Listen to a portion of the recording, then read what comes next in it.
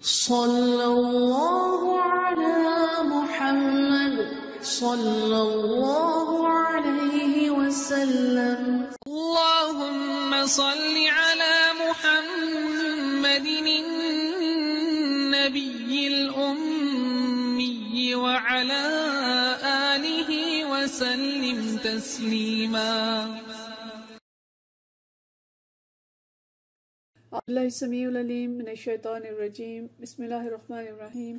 والصلاة والسلام علی رسولہ الکریم. بخاری شریف کتاب مواقیت الصلاۃ جاری ہے. آج کا جو باب ہے اس کا عنوان ہے الصلاۃ الخمس کفارۃ، کہ 5 وقت کی 5 نمازیں گناہوں کا کفارہ بنتی ہیں. یہ موضوع ہم پیچھے بھی پڑھ چکے ہیں، یہاں ذرا تفصیل کے ساتھ آ رہا ہے. اور حدیث ہے 505، اور حضرت ابو ہریرہ رضی اللہ تعالیٰ عنہ سے روایت ہے ان ابی ہریرہ انہ سمع رسول اللہ صلی اللہ علیہ وسلم یقول، کہ حضرت ابو ہریرہ رضی اللہ تعالیٰ عنہ سے روایت ہے کہ انہوں نے رسول اللہ صلی اللہ علیہ وسلم کو یہ فرماتے ہوئے سنا. یقول، آپ فرماتے تھے ارأیتم لو ان نہرا بباب احدکم، کہ دیکھو اگر تم میں سے کسی کے دروازے پر نہر ہو، یغتسل فیہ کل یوم خمسا، اور دن میں 5 مرتبہ وہ اس میں غسل کرتا ہو، ما تقولو، تم اس کے بارے میں کیا کہتے ہو؟ یعنی پوچھا آپ نے کہ کوئی شخص جس کے دروازے پہ نہر ہو اور 5 مرتبہ غسل کرتا ہو تو اس کے بارے میں تمہارا کیا خیال ہے؟ ذالک یبقی من درانہ، کیا اس کے جسم پہ وہ کسی میل کو باقی رہنے دے گا؟ قالو، تو انہوں نے کہا، صحابہ کرام نے فرمایا، ذالک یبقی من درانہ، کہ کیا یہ اس کے جسم پہ کوئی میل کچال باقی رہنے دے گا؟ قالو، صحابہ کرام فرماتے ہیں، لا یبقی من درانہ شیئا، کہ وہ اس کے جسم پہ کوئی بھی میل کچیل کا ذرہ جو ہے باقی نہ رہنے دے گا. قال، آپ صلی اللہ علیہ وسلم نے فرمایا، فذالک مثل الصلاۃ الخمس، کہ اسی طرح 5 نمازوں کی مثال ہے، یمحو اللہ بها الخطایا، کہ اس کے ذریعے سے اللہ تعالیٰ گناہوں کو مٹا دیتا ہے. اس کی تفصیل ہم پچھلی حدیث میں پڑھ چکے ہیں، جو ایک شخص نے آ کے کہا تھا کہ مجھ سے کوئی گناہ ہو گیا، اور آپ صلی اللہ علیہ وسلم نے اس سے فرمایا کہ نمازیں جو ہیں وہ گناہوں کو معاف کر دیتی ہیں، ان کے ذریعے سے معاف ہو جاتے ہیں. ان الحسنات یذہبن السیئات. تو یہاں پہ اس چیز کو نبی کریم صلی اللہ علیہ وسلم ایک دوسری مثال کے ذریعے سمجھا رہے ہیں. اور آپ صلی اللہ علیہ وسلم کا طریقہ تدریس تھا کہ آپ مثالیں دیا کرتے تھے صحابہ کرام کو، اور تمثیلات سے جو چیز ہے وہ زیادہ اچھی طرح سے یاد ہو جاتی ہے. تو آپ صلی اللہ علیہ وسلم نے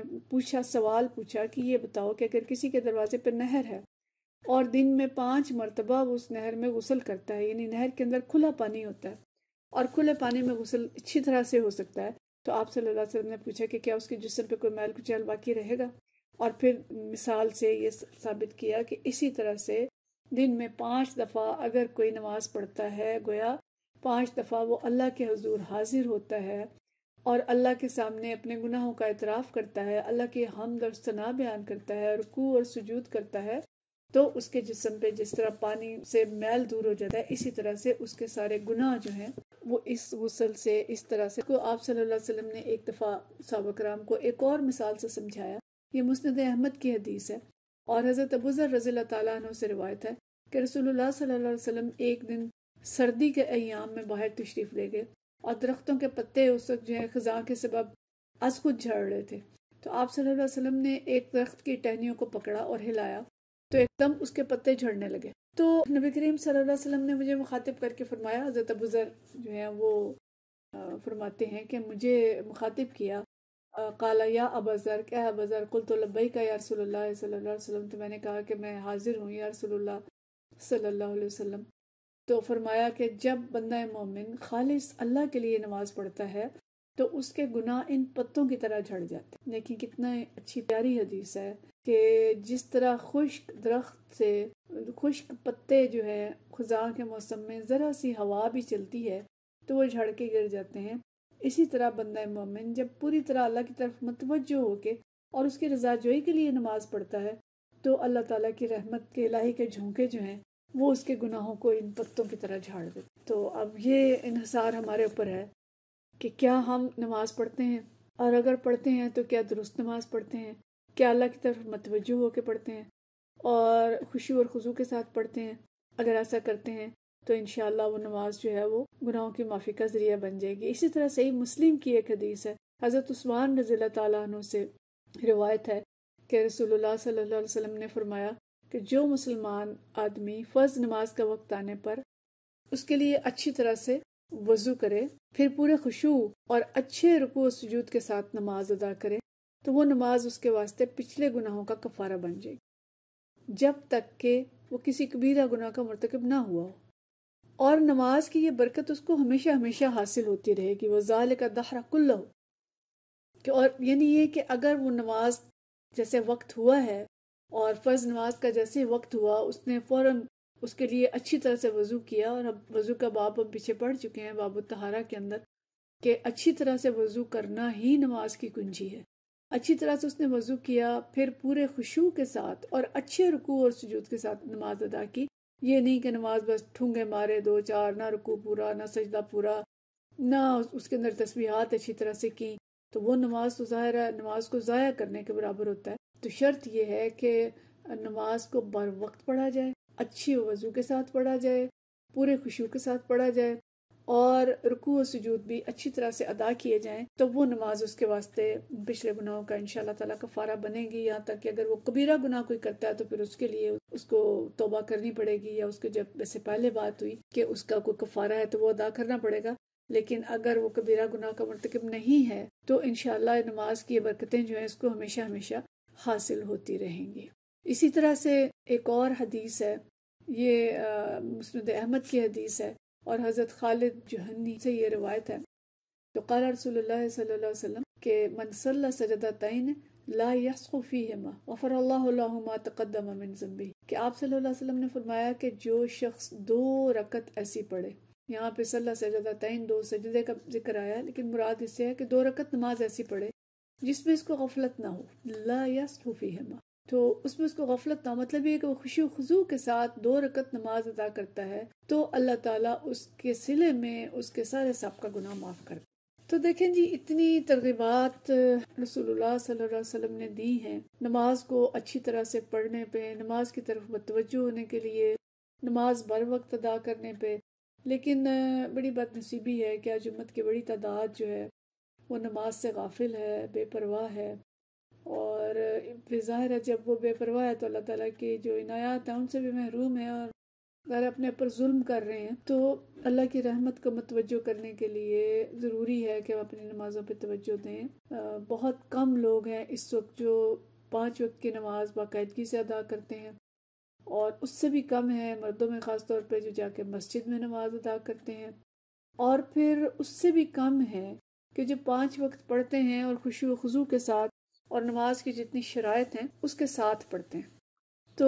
اس لیے ہمیں اس چیز پہ توجہ دینی چاہیے کہ اللہ تعالیٰ کا محبوب ترین عمل بھی بر وقت نماز پڑھنا ہے، اور پھر بر وقت کے ساتھ خشوع خضوع اور توجہ کے ساتھ نماز پڑھنا ہے۔ انشاءاللہ اس طرح سے پڑھیں گے تو نمازیں ان کے لیے کفارہ ہوں گی اور گناہوں کی معافی کا ذریعہ ہوں گی۔ اگلی حدیث ہے حدیث نمبر 506، اور یہ ہے تضیع الصلاۃ عن وقتہا، کہ نماز کو اپنے وقت سے مؤخر کر کے پڑھنا، نماز کا وقت ضائع کرنا، یعنی نماز کو ضائع کرنا۔ تو حدیث 506 ہے، اور غیلان روایت کرتے ہیں انس رضی اللہ تعالیٰ عنہ سے، ما عرف شیء مما کان علی عہد النبی صلی اللہ علیہ وسلم قیل الصلاۃ، حضرت انس یہ فرماتے ہیں کہ ما عرف شیء مما کان علی عہد النبی صلی اللہ علیہ وسلم، کہ میں اب کسی چیز کو بھی اس حالت پر نہیں پاتا جو نبی کریم صلی اللہ علیہ وسلم کے زمانے میں تھی۔ تو ان سے کہا گیا قیل الصلاۃ، انہوں نے کہا نماز تو ہے، نماز تو لوگ پڑھتے ہیں، تو انہوں نے کہا قال الیس ضیعتم ما ضیعتم فیہا، کہ کیا ایسا نہیں ہے کہ اس میں سے بھی تم نے یہ چیزیں ضائع کر دی ہیں، نماز میں سے بھی تم نے بہت سی چیزیں جو ہیں وہ ضائع کر دی ہیں۔ ظاہر ہے وہ کیا چیزیں ہمیں اچھی طرح سے معلوم ہے کہ نماز کو وقت پہ نہیں پڑھتے، اور پڑھتے ہیں تو آخری وقت میں پڑھتے ہیں، اور نماز جو ہے اس کے رکوع سجود ٹھیک نہیں ہے، نماز کے اندر خشوع نہیں ہے، بہت سی چیزیں ہیں۔ آج کل تو دیکھا جائے تو عورتوں کا خاص طور پہ نماز میں ستر ہی پورا نہیں ہے، اس کے لباس ہی ایسا نہیں ہوتا کہ جن سے نماز جو ہے وہ صحیح طرح سے ادا ہو جائے۔ اسی عنوان سے حدیث نمبر 507 ہے، اور یہ حدیث جو ہے یہ بھی حضرت انس بن مالک سے ہی ہے، عن زہری کہتے ہیں یقول دخلت علی انس بن مالک بدمشق، زہری کہتے ہیں میں دمشق میں گیا، حضرت انس رضی اللہ تعالیٰ عنہ کی خدمت میں حاضر ہوا، تو کیا دیکھتا ہوں وہو یبکی، وہ رو رہے ہیں، فقلت، تو میں نے پوچھا ما یبکی کا، آپ کو کیا چیز رلا رہی ہے؟ قال لا اعرف شیئا مما ادرکت، کہ میں دیکھ رہا ہوں کہ کوئی چیز بھی اس حالت پر نہیں ہے جس پر رسول اللہ صلی اللہ علیہ وسلم کے زمانے میں تھی، الا هذه الصلاۃ، سوائے اس نماز کے کہ اب نماز باقی رہ گئی ہے، وهذه الصلاۃ قد ضیعت، اور یہ نماز بھی ہے جس کو لوگوں نے ضائع کر دی ہے۔ وقال بکرون، اور بکر کہتے ہیں حدثنا محمد بن بکر البرسانی اخبرنا عثمان بن رواد نحوہ، کہ محمد بن بکر برسانی نے بیان کیا کہ ہم سے عثمان بن ابی رواد نے بھی اسی طرح روایت بیان کی تھی، یعنی ایک اور روایت اس کا جو طریقہ ہے وہ بیان کر رہے ہیں کہ دوسری روایت سے بھی یہ حدیث آئی ہے۔ تو اس حدیث میں جو ذکر ہے، پچھلی حدیث میں ہم نے پڑھا تھا کہ نماز کس طرح سے گناہوں کی معافی کا ذریعہ ہوگی، اور یہاں پہ حضرت انس رضی اللہ تعالیٰ عنہ کے حوالے سے یہ بات ہے کہ نماز جو ہے وہ ضائع کر دی گئی ہے۔ اور وہ دور تھا جب ابھی صحابہ کرام زندہ تھے، کچھ حضرت انس بن مالک ظاہر صحابی تھے، اور تابعین کی کثرت تھی، اور دین ابھی بہت سارا دین اپنی اصل حالت میں باقی تھا۔ اس وقت وہ بیٹھ کے رو رہے ہیں کہ تم لوگوں نے چیزیں ضائع کر دی ہیں، اور کچھ واقع نہیں ہے جو نبی کریم صلی اللہ علیہ وسلم کے دور میں تھا، اور نماز بھی تم نے ضائع کر دی ہے، تو ہمارا کیا حال ہو؟ اس دور میں اگر صحابہ کرام آ جائیں تو وہ آ کے دیکھیں کہ آج کے مسلمانوں کا کیا حال ہے۔ نماز نہیں پڑھ رہے تب بھی مسلمان ہیں، روزہ نہیں رکھ رہے تب بھی مسلمان ہیں، ریاکاریاں کر رہے ہیں تب بھی مسلمان ہیں، امانت اور دیانت نہیں ہے تب بھی مسلمان ہیں، کبائر کر رہے ہیں تب بھی مسلمان ہیں، سود کھا رہے ہیں تب بھی مسلمان ہیں۔ بالکل نظام جو ہیں معاشرت کے، معیشت کے، حکومت کے، عدالت کے، ہر چیز بدل دی ہے اور کفار کے طریقے پہ چل رہے ہیں، تب بھی ان کا اسلام باقی ہے۔ کون سی چیز جو ہے اسلام کی ایسی ہے جسے ہم نے اس کی اصل حالت پہ برقرار رکھا ہو؟ آج تو اسلام جو ہے وہ مظلوم ہو چکا ہے۔ تو حضرت انس بن مالک اگر آج ہوتے تو کیا ہوتے، جو اس وقت بیٹھ کے رو رہے تھے۔ اور دمشق اس وقت جو ہے وہ دارالحکومت تھا، بنی امیہ کا حکمران ولید بن عبد الملک اس خلیفہ تھا، تو وہاں حجاج بن یوسف کی ظالمانہ کارروائیوں کی شکایت لے کے گئے، لیکن انہوں نے وہاں جا کے دیکھا کہ خود ولید بن عبد الملک اور اس کے دیگر امراء جو ہیں وہ نماز کے بارے میں تساہل کا شکار ہیں، اور نماز بہت دیر سے پڑھتے ہیں، اور خصوصاً جمعہ کے دن خطبہ جمعہ کی طوالت کی وجہ سے نماز میں اتنی تاخیر کر دی جاتی کہ عصر کا وقت داخل ہو جاتا۔ تو یہ دیکھ کے حضرت انس رضی اللہ تعالیٰ عنہ روتے تھے کہ افسوس، ایک نماز رہ گئی تھی، تم نے اس کو بھی ضائع کر دیا۔ اب نماز کا ضائع کرنا، اس کے اندر کیا کچھ شامل ہے، اس پہ بھی ہمیں غور کرنا چاہیے کہ نماز کا ضائع کرنا کیا ہے۔ تو یہ آیات بھی آئی ہیں قرآن کے اندر، سورہ مریم کے اندر اللہ تعالیٰ فرماتے ہیں فَخَلَفَ مِن بَعْدِهِمْ خَلْفٌ أَضَاعُوا الصَّلَاةَ وَاتَّبَعُوا الشَّهَوَاتِ فَسَوْفَ يَلْقَوْنَ غَيًّا، کہ انبیاء علیہ السلام کا یہاں پہ ذکر آیا ہے، اور ذکر خیر کے بعد اللہ نے فرمایا کہ ان کے بعد ایسے ناخلف آئے کہ جنہوں نے نمازوں کو ضائع کر دیا اور خواہش نفس کے پیچھے ہو لیے، اور وہ بہت جلد جہنم میں داخل ہوں گے۔ تو ابن جریر یہ فرماتے ہیں کہ اس آیت میں نماز ضائع کرنے کا مطلب نمازوں کے مقررہ اوقات کا خیال نہ رکھ، کہ نماز کے ضائع کرنے کی ایک صورت جو ہے وہ یہ ہے کہ نماز کا جو مقرر وقت ہے اس پہ اس کو ادا نہ کیا جائے۔ نماز چھوڑنا بھی نماز ضائع کرنا ہے،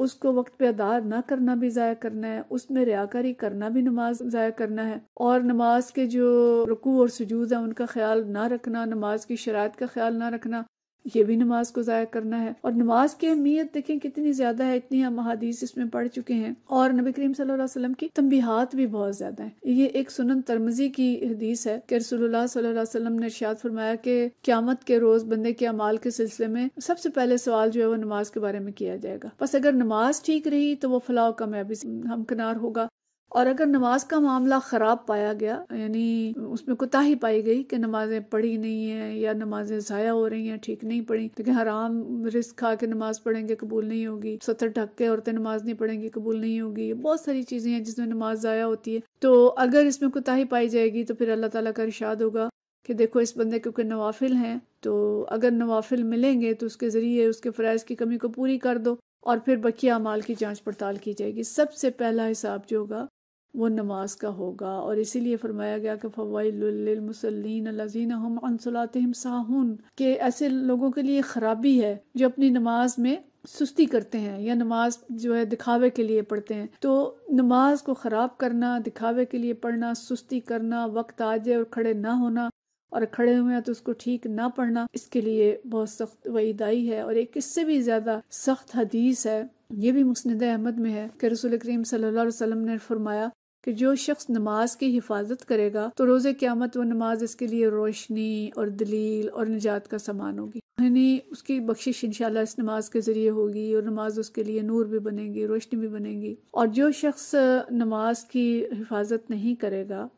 وَلَمْ يُحَافِظْ عَلَيْهَا، لم یکن لہ نور ولا برہان ولا نجات، تو یہ نماز اس کے لیے نہ نور بنے گی، نہ یعنی اس کے لیے بھی روشنی کا ذریعہ نہیں بنے گی، نہ اس کے لیے برہان بنے گی، نہ اس کے لیے نجات کے ذریعہ بنے گی۔ اور کیا ہوگا کہ وَقَانَ يَوْمَ الْقِيَامَةِ مَعَ قَارُونَ وَفِرْعَوْنَ وَحَامَانَ وَأَبِي بن خلف، کہ وہ بد نصیب پھر قیامت والے دن قارون، فرعون، حامان اور ابی بن خلف کے ساتھ ہوگا۔ یہ 3-4 بدترین کردار ہیں جو قرآن کے اندر جن کا ذکر آیا اور حدیث میں آیا ہے۔ یہ دشمنان دین تھے، اللہ کے دشمن تھے، اللہ کے انبیاء کے دشمن تھے، جن کا ذکر یہاں پہ آیا ہے کہ مسلمان ہے لیکن وہ نماز کی حفاظت نہیں کر رہا، اس کو بر وقت ادا نہیں کر رہا، اس میں سستی کر رہا ہے، اس کو ضائع کر رہا ہے، تو اس کا انجام جو ہے وہ ان لوگوں کے ساتھ ہوگا۔ لہٰذا ہمیں فکر کرنی چاہیے اپنی نمازوں کی کہ نمازوں کو بر وقت ادا کریں، کوتاہی نہ کریں، اور نمازوں کو اچھے طریقے سے ادا کریں تاکہ ہمارے لیے بخشش کا ذریعہ بنے اور روز محشر نور کا ذریعہ بنے، اللہ تعالیٰ کے قرب کا ذریعہ بنے، ورنہ خراب نمازیں جو ہیں الٹی پڑیں گی ہمیں اور ہمیں ان کا نقصان ہوگا۔ وآخر دعوانا ان الحمد للہ رب العالمین۔ صلی اللہ علی محمد صلی اللہ علیہ وسلم۔